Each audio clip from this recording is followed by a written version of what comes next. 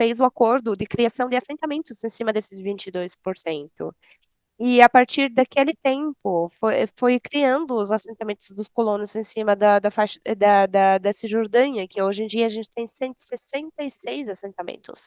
Então, você vai imaginar que os palestinos estão bem cercados nos centros das cidades, você tem as montanhas e todos os lugares mais altos, todos os lugares que estão de plantação, de indústria, os lugares mais perfeitos da Terra, são para os assentamentos, e tem o muro de apartheid, e você atravessa até que é a faixa de Gaza. A faixa de Gaza fica no litoral da Palestina, só que a questão que muita gente não sabe é que a faixa de Gaza começou cerca por conta que o Hamas ganhou as eleições na faixa de Gaza em 2006.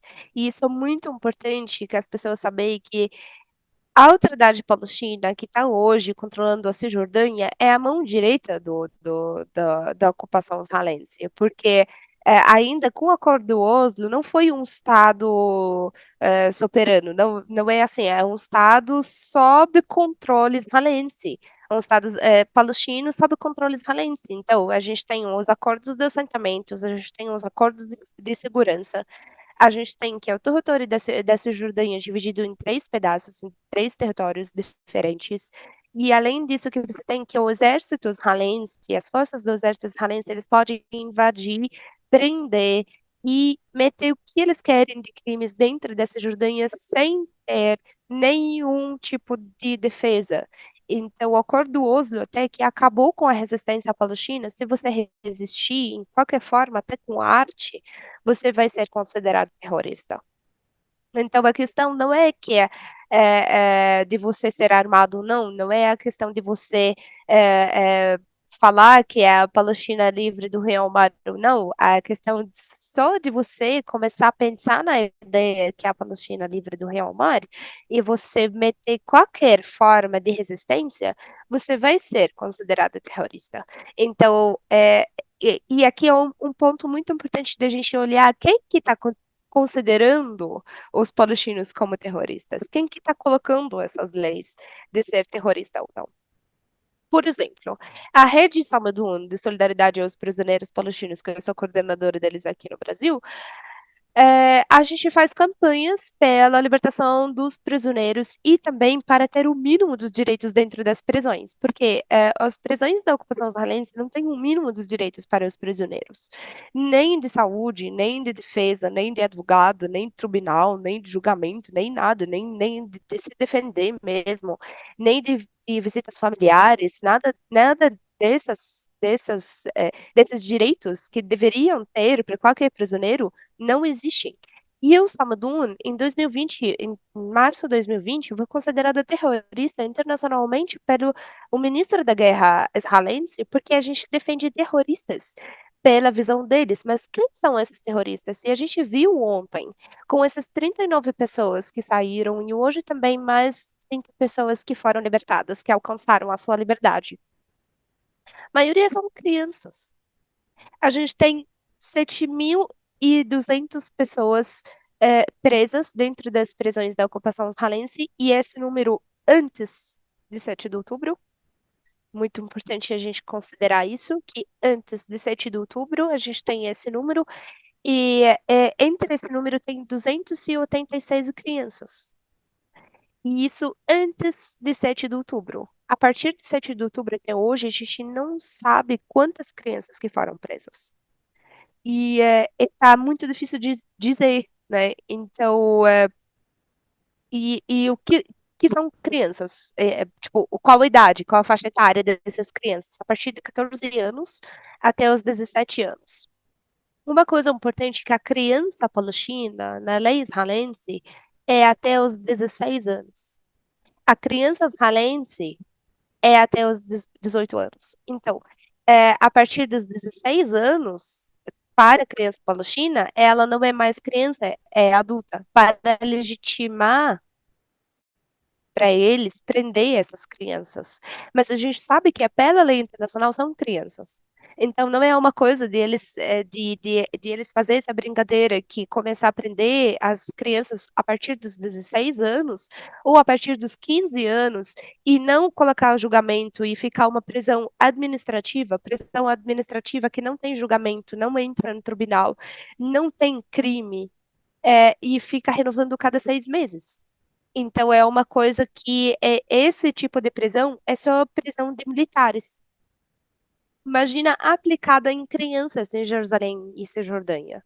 Então, essa coisa que eles prendam com 14, 15 anos, ficar em prisão administrativa por 2 anos, depois disso, com 16 anos, fica um julgamento específico de um crime e pega uma detenção por 9, 8 anos. E aí a gente viu que muitas dessas crianças que alcançaram a sua liberdade ontem, são crianças que têm pelo menos 10 anos de prisão.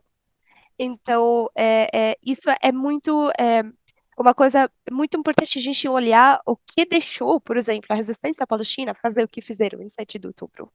E essa é uma das coisas mais importantes, porque agora todas as perguntas, você condena o Hamas, mas também o que eles fizeram não é justo, porque também tem civis. É, aqui uma informação muito, muito importante. Não tem civis israelenses. Todos são treinados a partir dos 12 anos. Começa treinamento militar. Então, tipo, todos são exército na reserva. E pouca gente também que sabe sobre isso, que são exército em reserva, porque agora, no momento que só Israel falou que estamos entrando em guerra, eles conseguiram juntar 350 mil pessoas para entrar no exército. Como que essas pessoas estão treinadas? Porque você tem toda a população israelense é treinada militarmente. E tem crianças que estão sendo treinadas militarmente a partir dos 12 anos, e isso você acha nas comunidades mais conservadoras dentro de Israel. É, mas voltando à questão dos prisioneiros palestinos. É, esse, por exemplo, a questão dos prisioneiros palestinos, uma das questões mais importantes que, por exemplo, a resistência palestina fala sobre. E a gente quer que a libertação de todos os prisioneiros palestinos. Por quê? Porque a gente tem, por exemplo, a Esther Jabis, que alcançou a liberdade hoje, e eu tô das coisas mais importantes que me deram muita felicidade, que o Esther Jabis era das primeiros nomes que a resistência teve colocado, porque a Esther Jabis é uma mulher que foi presa em 2015 por um acidente dentro do carro dela no checkpoint na Cisjordânia. Desculpa, em Jerusalém. Ela tava indo trocando o tijolo, eu esqueci o nome. O soldado empurra ela dentro do carro, fecha o carro em cima da mão dela, corta 4 dedos na mão dela e deixa o carro pegar fogo e ela dentro do carro. E queimou mais de 100% do corpo dela, foi levada diretamente para a prisão, foi condenada a 11 anos de prisão por tentar fazer uma ação no checkpoint, uma tentativa de ação no checkpoint. E ela mãe